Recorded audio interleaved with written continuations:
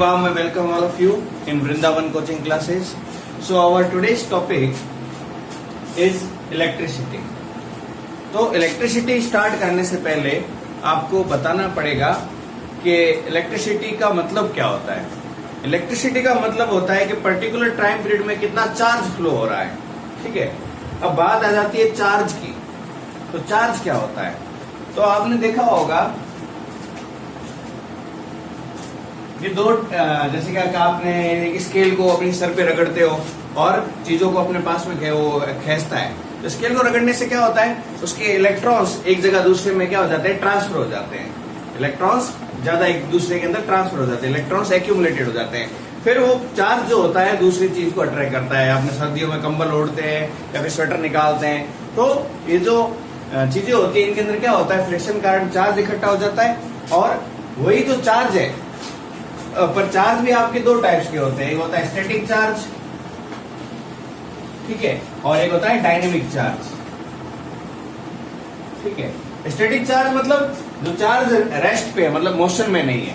और डायनेमिक या फिर जो चार्ज मोशन में हो वो करंट कहलाता है, इलेक्ट्रिक करंट। अब ये जो आपका स्टैटिक चार्ज है, ये जो आपका स्टैटिक चार्ज है, इसको शो करते हैं हम स्मॉल क्यू से। और जो डायनेमिक चार्ज जो मोशन कर रहा है उसको किससे कहते हैं हम, कैपिटल क्यू से। ठीक है बेटा, यहां तक कोई डाउट? चार्ज के बारे में आप बेसिकली जानते हो, बचपन से पढ़ते आ रहे हो। There are two types of charge, positive charge and negative charge. ठीक है, अब ये जो चार्ज होता है, ठीक है, ये किसके कारण होता है, इलेक्ट्रॉन्स के कारण होता है। किसके कारण होता है बेटा, इलेक्ट्रॉन्स के कारण। तो आपका जो एटम होता है बेटा, एटम के बीच में न्यूक्लियस होता है। न्यूक्लियस में दो चीजें पाई जाती है, प्रोटॉन और न्यूट्रॉन। प्रोटॉन पे पॉजिटिव चार्ज पाया जाता है, न्यूट्रॉन पे नो चार्ज। और साइड में जो आपके सेल्स के अंदर इलेक्ट्रॉन रोटेट होते हैं बेटा, समझ रहे हो बेटा, इनके अंदर आपका क्या होता है बेटा, नेगेटिव चार्ज होता है। तो इलेक्ट्रॉन पे कैसा चार्ज होता है, नेगेटिव। क्योंकि प्रोटॉन वगैरह जो होते हैं आपके किसके अंदर पाए जाते हैं, न्यूक्लियस के अंदर की तरफ। तो उनका ट्रांसफर होना ज्यादा पॉसिबल नहीं है। तो इलेक्ट्रॉन आउटर सेल्स के बाहर की तरफ होते हैं, एटम के बाहर की तरफ होते हैं, इसलिए इजीली ट्रांसफर हो जाते हैं। तो जब ये इलेक्ट्रॉन एक जगह पर ज्यादा इकट्ठा हो जाते हैं तो वो चार्ज को भी लेके जाते हैं, जिसमें क्या होता है, आपका चार्ज ट्रांसफर हो जाता है। एक तरफ चार्ज ज्यादा हो जाता है, एक तरफ चार्ज कम हो जाता है। ठीक है, चार्ज जिसकी तरफ इलेक्ट्रॉन कम पड़ गए उसके ऊपर पॉजिटिव चार्ज, जिसके पास इलेक्ट्रॉन ज्यादा आ गए उसके पास नेगेटिव चार्ज। ठीक है, तो पॉजिटिव एंड नेगेटिव चार्ज होते हैं। आप ये भी देखा होगा कैसे पता लगा पॉजिटिव चार्ज है, तो एक ग्लास रोड है, ठीक है, उसको आप किसके ऊपर इंसुलेटर ले रहे हो, कोई ग्लास रोड इंसुलेटर है आपकी, ठीक है, उसको बिल्ली के फर के ऊपर आप रगड़ रहे हो तब क्या होता है, या फिर सिल्क के क्लोथ के ऊपर रगड़ते हो तब क्या होता है, पॉजिटिव आता है, नेगेटिव। ये आप और रिसर्च कर सकते हो इसके ऊपर। अब ये जो चार्ज है एक इलेक्ट्रॉन पे होता है 1.6 इंटू 10⁻⁻19 कूलम। एक इलेक्ट्रॉन पे इतना चार्ज होता है। ठीक है, अब दो इलेक्ट्रॉन पे हो कितना होगा, इसको 2 से मल्टीप्लाई कर दूंगा। 3 पे कितना होगा, 3 से। तो ऐसे n इलेक्ट्रॉन्स होंगे तो उन पे ऊपर चार्ज कितना होगा, n इंटू ई। ये आपका क्या आ गया बेटा, चार्ज। चार्ज कितना ज्यादा बढ़ता जाएगा, जितने ज्यादा आपके इलेक्ट्रॉन्स बढ़ते चले जाएंगे, तो Q बराबर n। अब जो आपका इलेक्ट्रिक करंट होता है, क्या होता है बेटा, इलेक्ट्रिक करंट। करंट का मतलब ज्यादातर लोग सोचते हैं यही इलेक्ट्रिसिटी है, यही आपकी बिजली है। दरअसल करंट का मतलब होता है फ्लो, लहर। पानी की लहर आती है तो वाटर करंट, एयर की फ्लो होता है तो एयर करंट। ठीक है, तो असली में ये इलेक्ट्रिसिटी का मतलब होता है विद्युत, और करंट का मतलब होता है धारा। तो करंट का मतलब क्या है, धारा, कोई चीज की बहाव। ठीक है, वो होता है आपका इलेक्ट्रिक करंट। तो इलेक्ट्रिक करंट क्या होता है, it is the rate of flow of charge. It is rate of flow of charge. जब भी रेट वर्ड आ जाए तो अपॉन में क्या आ जाएगा, टाइम। अपॉन में क्या आ जाएगा बेटा, time. Rate of flow of charge, charge आपका कौन है यहां पर, Q, और अपॉन में टाइम आ गया T। चार्ज की जगह मैंने बता दिया आपको n इंटू ई और अपॉन में टाइम आ गया t। चार्ज की यूनिट होती है कूलम, टाइम की यूनिट होती है सेकेंड। कूलम की स्पेलिंग COULOMB और टाइम की unit second, coulomb per second. इसको एक साथ में हम कहते हैं एम्पियर। क्या कहते हैं बेटा? Ampere, AMPER।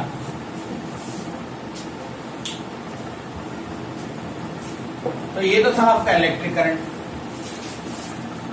अब इसके अंदर एक क्वेश्चन बनता है सीधा सा कि 1 कूलम चार्ज में number of electrons find out करो।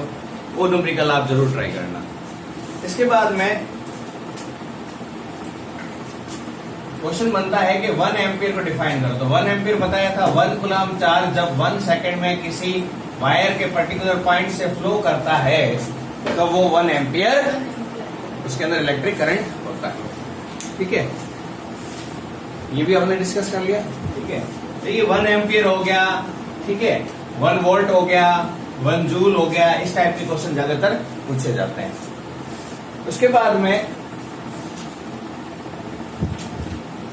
आपका जो नेक्स्ट टॉपिक आता है वो आता है पोटेंशियल के ऊपर, पोटेंशियल डिफरेंस के ऊपर। तो पोटेंशियल डिफरेंस समझने के लिए ऐसा मान लो कि 2 टंकियां हैं आपके, एक है वो फुल भरी हुई है, ठीक है, और एक पूरी खाली है। क्या अब ये पानी इसके अंदर जा सकता है? अभी नहीं जा सकता है, कनेक्शन नहीं है इसके अंदर। तो जो कनेक्शन मैं इनके अंदर कर रहा हूं उस कनेक्शन को बोलते हैं पाथ, वाटर पाथ है ये। इसके थ्रू क्या हो रहा है आपका, मतलब पाइप मान लो जिसके थ्रू वाटर आपका क्या हो रहा है, जा रहा है इसके अंदर से। अब अगर दोनों के अंदर लेवल बराबर हो तो पानी इससे इसके अंदर नहीं जाएगा, लेकिन इसके अंदर अभी बहुत ज्यादा, इसके अंदर लेवल क्या है, 0 है। ठीक है, मान लो इसकी हाइट आपकी कितनी है, 5 मीटर और इसकी हाइट है आपकी 2 मीटर। ठीक है, लेकिन इसके अंदर बिल्कुल भी नहीं है। इसके यहाँ पर पानी के लेवल कितना है, पानी का लेवल कितना है, 0 मीटर, पानी है ही नहीं। इनके बीच में डिफरेंस आ रहा है कि नहीं आ रहा है, 5 माइनस 0 का। ठीक है, तो इसका पोटेंशियल कितना आ गया, 5 लेवल। इस लेवल के हिसाब से इसके अंदर वाटर फ्लो होगा। अब आपको ये जो इलेक्ट्रिक वायर होती है, क्या होती है बेटा, इलेक्ट्रिक वायर है, ये मेटल्स की बनी हुई होती है। मेटल्स के ज्यादातर मेटल्स क्या होते हैं, गुड कंडक्टर ऑफ इलेक्ट्रिसिटी होते हैं, क्योंकि उसके अंदर आउटर मोस्ट सेल में फ्री इलेक्ट्रॉन्स होते हैं। वो फ्री इलेक्ट्रॉन्स क्या करते हैं, आपके चार्ज को ट्रांसफर करते हैं। नॉन मेटल्स के पास वैसे ही इलेक्ट्रॉन्स की कमी होती है, फ्री इलेक्ट्रॉन्स उनके पास नहीं रहता है। ठीक है, अब ये जो आपकी वायर है, इस वायर का स्टार्टिंग पॉइंट ए मान लो और दूसरा पॉइंट बी मान लो। इस वायर के अंदर मान लो ये कॉपर की बनी हुई है, तो पर्टिकुलर अमाउंट में प्रोटॉन होंगे और पर्टिकुलर अमाउंट में क्या होंगे, एटम के अंदर इलेक्ट्रॉन होंगे। लेकिन ये पड़े पड़े तो इसमें से चार्ज फ्लो होगा नहीं, वरना चीजें पड़े पड़े झटके मारती। ठीक है, तो इसके अंदर जो है इलेक्ट्रॉन्स होते हैं वो क्या करते हैं, चार्ज को आगे पास करते हैं, खुद नहीं जाते हैं, चार्ज को आगे से आगे क्या करते रहते हैं, पास करते रहते हैं। अगर ऐसा नहीं होता, एक इलेक्ट्रॉन खुद लेकर जाता है यहां से लेके यहां तक, तब तो हो गया काम। स्विच ऑन करते ही आपकी बिजली नहीं आती, उसको भी टाइम लगता है बेटा। अब इसको आगे फ्लो करवाने के लिए, जैसे वाटर के अंदर हमें वाटर को फ्लो करवाने के लिए भी हमें एक डिफरेंस की जरूरत थी ताकि ज्यादा से कम की तरफ जाए। अब यहाँ पर जो चार्ज को फ्लो करवाने के लिए जिस डिफरेंस की जरूरत होती है उसको हम कहते हैं पोटेंशियल डिफरेंस।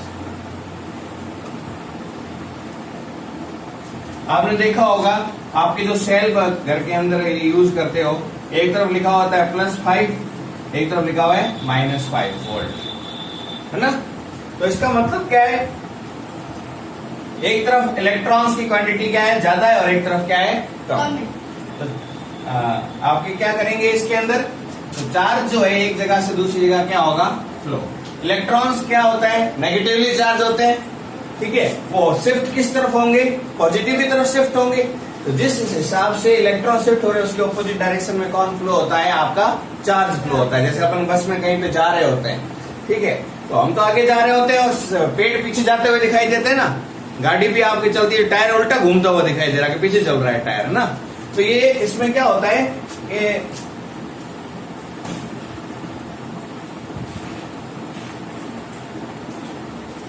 ये आपका चार्ज इधर है, ठीक है, ये आपके इलेक्ट्रॉन से, इलेक्ट्रॉन क्या कर रहे हैं, इसको इधर ट्रांसफर कर दिया, इसको इधर ट्रांसफर कर दिया, इसको इधर ट्रांसफर कर दिया, इधर ट्रांसफर कर दिया। तो जा तो यहाँ पर चार्ज रहा है, लेकिन ऐसा लगता है इलेक्ट्रॉन इस तरफ क्या कर रहे हैं, मूवमेंट कर रहे हैं मेनली। तो चार इलेक्ट्रॉन्स होते हो नेगेटिव से पॉजिटिव की तरफ घिसकेंगे, थोड़ा सा आगे शिफ्ट होंगे, ड्रिफ्ट होंगे थोड़ा सा।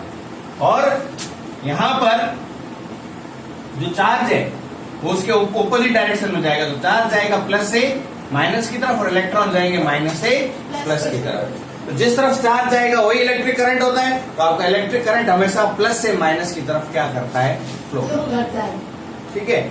और जो पोटेंशियल डिफरेंस ये बताता है कि मतलब पोटेंशियल डिफरेंस कुल मिलाकर वर्क डन करता है, उस चार्ज को लेके कौन जाता है, पोटेंशियल डिफरेंस। बिना पोटेंशियल डिफरेंस के वो पानी उसके दूसरी टंकी के अंदर नहीं आ सकता था। यहाँ तक कोई डाउट बेटा? ये अब हमने पहले डिस्कस कर रखा है ना बेटा। तो ये तो था आपका पोटेंशियल डिफरेंस। तो पोटेंशियल डिफरेंस जैसे कि आपके वायर के अंदर ए पॉइंट से बी पॉइंट तक भेजना हो, ठीक है, इस पॉइंट से और इस पॉइंट के बीच में जो मेरे को पोटेंशियल डिफरेंस निकालना है, तो यहां पर मेरे को इसके पैरेलल में लगाना पड़ेगा। क्या लगाना पड़ेगा बेटा? पैरेलल में। पैरेलल में लगाऊंगा तभी पता चलेगा कि इस पॉइंट से और इस पॉइंट के बीच में क्या यूज हुआ है। मान लो इस पॉइंट से और इस पॉइंट के बीच में एक आपका बल्ब लगा हुआ है। क्या लगा हुआ बेटा? बल्ब, ठीक है। तो ये बल्ब कितना वोल्टेज यूज कर रहा है, ठीक है, तो उसको ये इस पॉइंट और इस पॉइंट के डिफरेंस के हिसाब से ही पता लगेगा, ठीक है। तो उसका डिफरेंस हो जाएगा potential difference at point A and at point B. Difference मतलब उनके बीच में अंतर। यहाँ पर कितना पोटेंशियल है और यहाँ पर कितना पोटेंशियल है, उसके अंदर डिफरेंस मैं करूंगा तो मेरे को पता लग जाएगा कितना इसमें काम हुआ है। ये जो पोटेंशियल डिफरेंस होता है वो किसके इक्वल होता है कि यहां से लेके यहां तक जो आपका, इसको प्लस माइनस से कनेक्ट कर दिया बेटा, तो फिर इसके अंदर क्या होगा, चार्ज फ्लो होगा। यहाँ पर आप की लगा सकते हो, ये इस तरह से अभी ऑन है और टच हो जाएगी, अभी ऑफ है, जैसे टच हो जाएगी क्या होगी बेटा, ऑन। या फिर एक और दूसरी तरीके से होती है, यहाँ पर ये अभी ऑफ है, जैसे ही आप ऐसे पॉइंट डालोगे तो ये क्या हो जाएगी, ऑन, ठीक है। VA माइनस VB, ठीक है। ये जो पोटेंशियल डिफरेंस होता है वो किसके इक्वल होता है कि पर्टिकुलर चार्ज को ले जाने के लिए हमें कितना वर्क डन करना पड़ रहा है, वो आपके पोटेंशियल डिफरेंस के इक्वल होता है, ठीक है। Potential difference is equal to work done upon charge.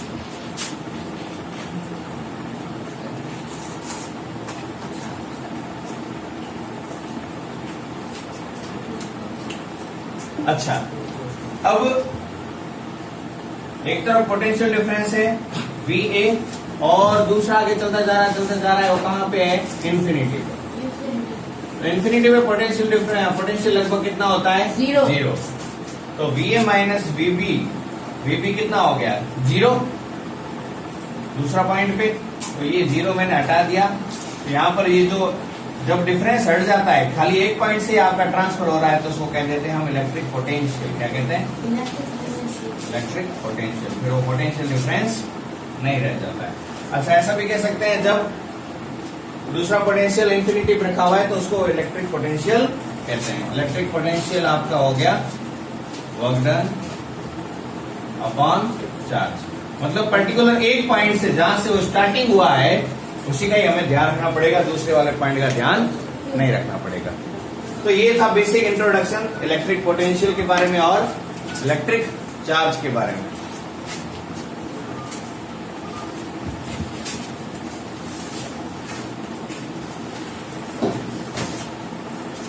अब नेक्स्ट आते हैं सिंबल्स के बारे में। किसके बारे में बेटा, सिंबल्स के बारे में। कुछ सिंबल्स हैं, ठीक है। तो एक तरफ पोटेंशियल ज्यादा है, एक तरफ कम।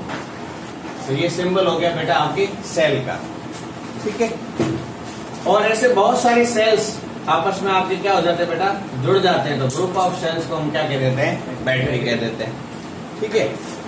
उसके बाद में आपका जो नेक्स्ट सिंबल है वो है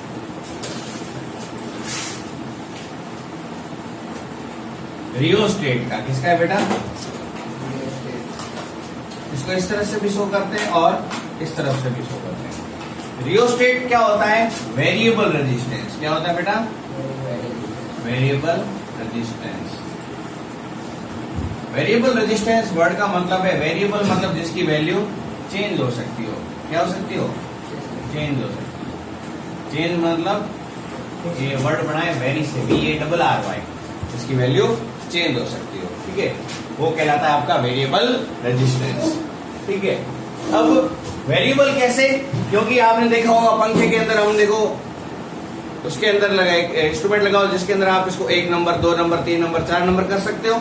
उससे उसका रेजिस्टेंस क्या हो जाता है? चेंज। रेजिस्टेंस क्या होता है कि आपकी किसी भी इलेक्ट्रिक फ्लो के अंदर, किसी भी वायर के अंदर इलेक्ट्रिसिटी फ्लो हो रही है, तो उसकी आगे फ्लो होने के अंदर जो बाधा आती है, ठीक है, वो कई कारणों से आ सकती है। वायर की लेंथ क्या है, या फिर वायर की मोटाई क्या है, वायर का मटेरियल कैसा है, किस मटेरियल से बना है। लाइक लोहे की तार लो और एक सिल्वर की तार लो, फर्क तो आएगा ही उसके मटेरियल के कारण। ठीक है, सिल्वर बेस्ट कंडक्टर होता है, तो उन सब के कारण जो होता है आपका रेजिस्टेंस कम या ज्यादा होता है। यहाँ पर जो हम बात कर रहे हैं लेंथ के बारे में बात कर रहे हैं। अगर मान लो आपका जो अगला कनेक्शन है,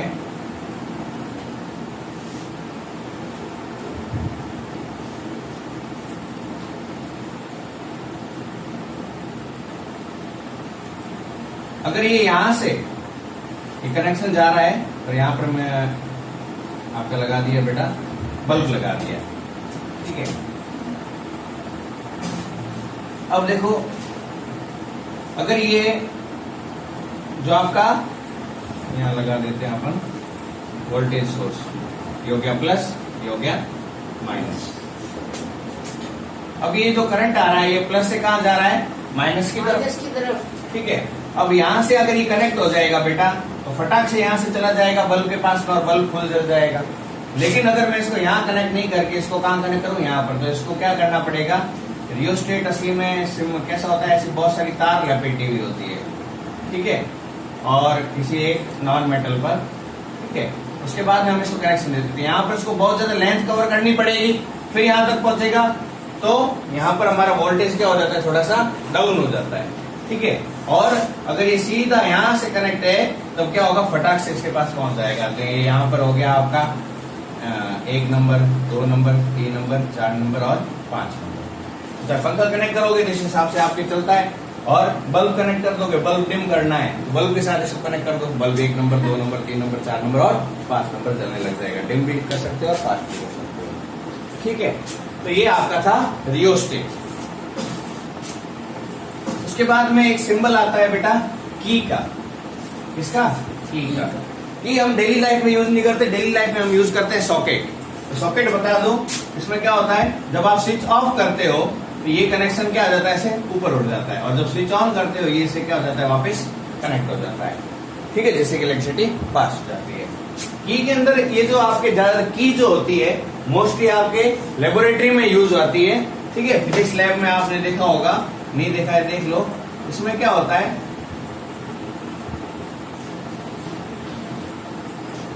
इस हिसाब से दो इक्विपमेंट्स होते हैं, वो आगे वायर से कनेक्टेड होते हैं। ठीक है, अब यहां पर क्या करते हैं हम?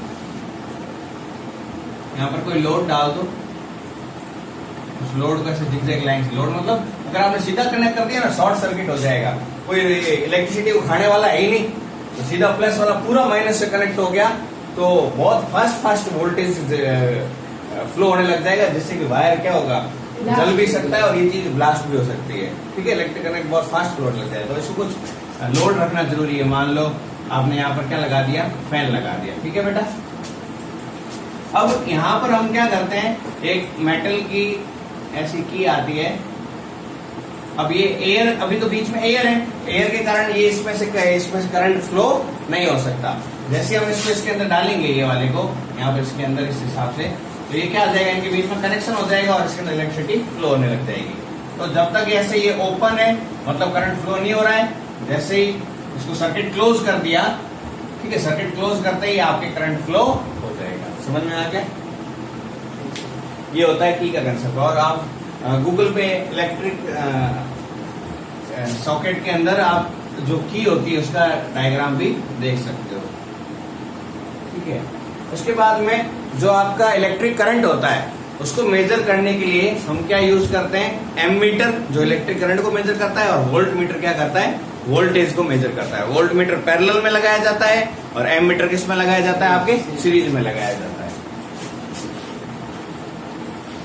सीरीज का मतलब इसकी मूंछ दूसरे की पूंछ से कनेक्टेड है, और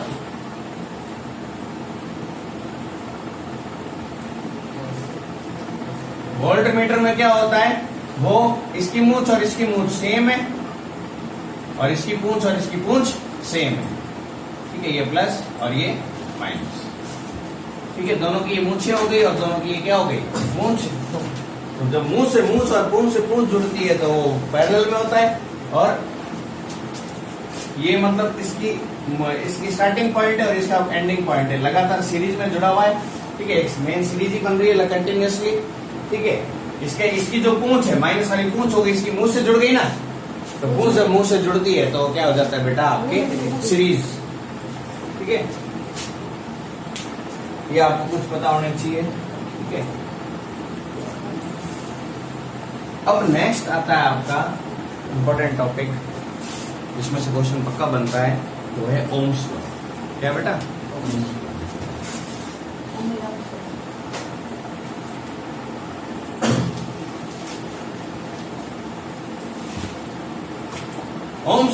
ओम्स ने क्या देखा, जैसे जैसे वो वोल्टेज बढ़ाता जा रहा था, जैसे जैसे वो वोल्टेज बढ़ाता जा रहा था, किसी भी इलेक्ट्रिक सर्किट के अंदर इलेक्ट्रिक करंट भी क्या होता जा रहा था, बढ़ता चला जा रहा था। ज्यादा वोल्टेज दे रहा है तो करंट भी क्या हो रहा है, बढ़ रहा है।